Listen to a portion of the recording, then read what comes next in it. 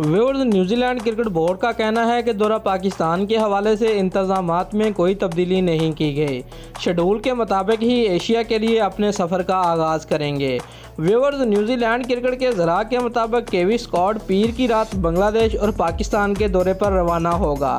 इससे कबल खित्ते में बदलती सूरत हाल को देखते हुए न्यूजीलैंड के बाज़ खिलाड़ियों के तहफ़्फ़ुज़ात की खबरें सामने आई थी और मीडिया रिपोर्ट्स में पाकिस्तान के दौरे के लिए सिक्योरिटी इंतजामात के जायजे को अहम करार दिया जाने लगा था।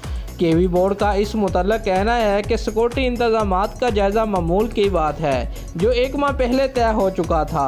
न्यूजीलैंड ने 10 सितंबर तक बांग्लादेश में T20 मैचेस खेलने हैं। वाज़ेह रहे कि न्यूजीलैंड टीम की 11 सितंबर को इस्लामाबाद में आमद शेड्यूल है। टीम ने रावलपिंडी में 3 वनडे और लाहौर में 5 T20 मैचेस की सीरीज़ खेलनी है। दोस्तों, अगर आपको हमारी ये वीडियो अच्छी लगी है तो लाइक और कमेंट ज़रूर करें और हमारे चैनल को सब्सक्राइब करना मत भूलिए। शुक्रिया।